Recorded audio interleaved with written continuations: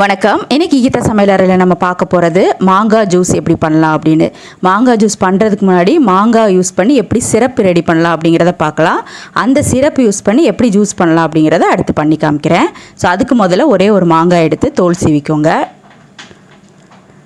இப்போ தோல் சீவியாச்சு. இதை குட்டி குட்டியாக கட் பண்ணி எடுத்துக்கலாம். கொட்டையை மட்டும் ரிமூவ் பண்ணிடுங்க. இப்போ கட் பண்ணி எடுத்தாச்சு. அடுத்து இதை அப்படியே ஒரு ஜாருக்கு மாற்றிடுங்க. இதை ஃபைன் பேஸ்ட்டாக அரைச்சி எடுத்து வச்சுக்கோங்க. அடுத்து ஒரு சாஸ்பேனில் 1 கப் கருப்பட்டி நான் பவுடர் பண்ணி எடுத்திருக்கேன். அடுத்து 1 கப் கருப்பட்டிக்கு 3/4 கப் தண்ணி நல்லா மிக்ஸ் பண்ணிடுங்க. அந்த கருப்பட்டி ஃபுல்லாக வந்து தண்ணியில் கரையணும். கரையிற வரைக்கும் நல்லா மிக்ஸ் பண்ணுங்கள்.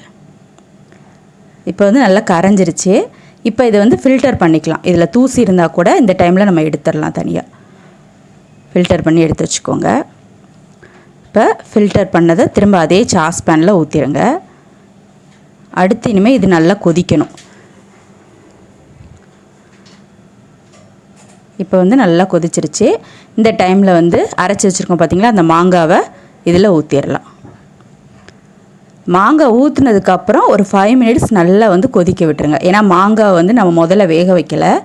ஸோ அப்படியே தான் அரைச்சிருக்கோம். அதனால் மாங்காய் நல்லா வேகணும். அதனால் இது ஒரு 5 மினிட்ஸ் வந்து நல்லா கொதிக்கணும். நல்லா கலந்து விட்டுருங்க. இப்போ வந்து நல்லா 5 மினிட்ஸ் கொதிச்சிருச்சு. பார்த்தீங்களா தெரியும், கொஞ்சம் குறைஞ்சிருச்சு. ஸோ இப்போ வந்து மசாலா ஆட் பண்ணலாம். 1/2 ஸ்பூன் ஜீரகத்தூள், 1/2 ஸ்பூன் பெப்பரை வந்து க்ரஷ் பண்ணி எடுத்துருக்கேன். அது அடுத்து கொஞ்சம் வாசனைக்காக ஏலக்காய் தூள், அவ்வளோதான். இதையும் நல்லா மிக்ஸ் பண்ணி ஒரு 2 மினிட்ஸ் வந்து நல்லா கொதிக்கணும்.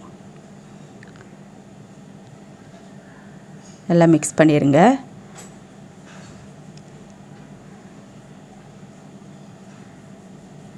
இப்போ நல்லா கொதிச்சிருச்சு.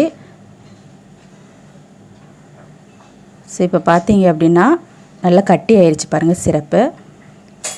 அதே மாதிரி அந்த மசாலா வாசனை வந்து போகிற வரைக்கும் ஓரளவு கொதிக்க விட்டுருங்க. இது வந்து ஆறுனதுக்கப்புறம் பார்த்திங்கன்னா இன்னும் கொஞ்சம் கட்டியாகும். அதனால் ஓரளவு இந்த மாதிரி இருக்கிறப்பவே எடுத்து வச்சுக்கோங்க. இப்போ ஆறட்டும் நல்லா. இப்போ ஆறிடுச்சு. இப்போ பார்த்திங்கன்னா தெரியும், நம்ம ஸ்டவ் ஆஃப் பண்ணுறப்போ ஓரளவு லிக்யூடாக இருந்தது. இப்போ எவ்வளோ கட்டியாயிருச்சுன்னு பாருங்கள். இது இந்த மாதிரி பாட்டிலுக்கு அப்படியே ட்ரான்ஸ்ஃபர் பண்ணிடுங்க. இதை ஃப்ரிட்ஜில் ஸ்டோர் பண்ணி 1 மந்த் வரைக்கும் நம்ம யூஸ் பண்ணிக்கலாம். அடுத்து ஜூஸ் போடுறது எப்படி அப்படிங்கிறத பார்க்கலாம். அதுக்கு முதல்ல தேவையான அளவு ஐஸ் க்யூப் போட்டுக்கோங்க.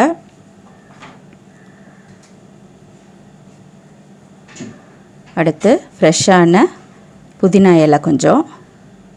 அடுத்து நம்ம பண்ணி வச்சுருக்க மேங்கோ சிரப்பு அதை கொஞ்சம் ஊற்றிக்கலாம். இது வந்து உங்கள் டேஸ்ட்டுக்கு ஏற்ற மாதிரி தான்.